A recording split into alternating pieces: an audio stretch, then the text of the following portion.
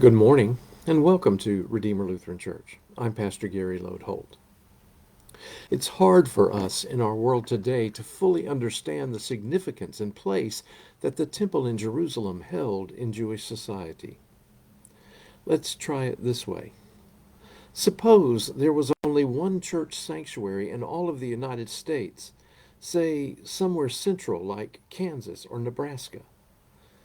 This sanctuary is the only place in the United States with an altar, and really the only place where authentic, true worship of God could be given. All over the country, you have local meeting houses. The Jews called them synagogues, where scriptures are read and songs are sung and sermons are preached, but that's not really worship. Worship can happen only at that one sanctuary. Now, all this happens within a culture that is normed by faith. The laws of society are from the Bible. There are prayers mandated for each person to do at certain times throughout the day. In other words, all of society is shaped by faith, but there is still only one place to really worship. Oh, and at least once a year you were expected to go to that one sanctuary so that you could worship. That little bit of imagination may give us a small sense of the place the temple had in Jewish society. This week, in our time together, I'm going to look at the temple in Jerusalem in a bit of a unique way.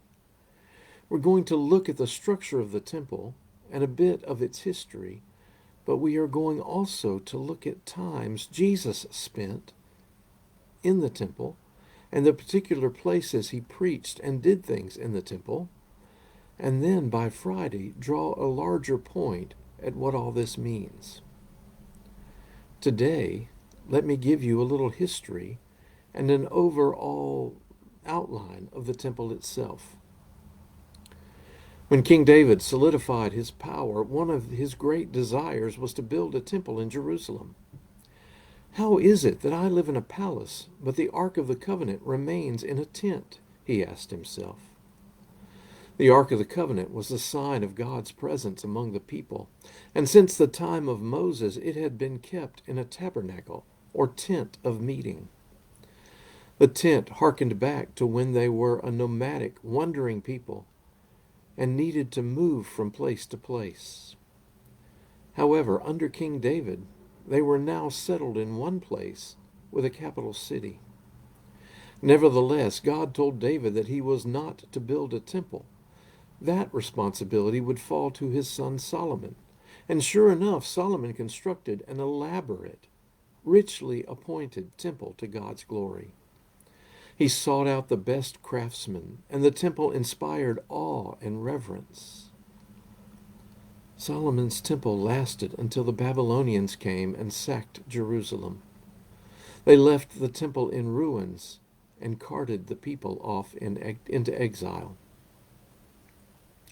After 70 years, they were allowed back, and a man named Zerubbabel led the attempt to rebuild the temple in Jerusalem.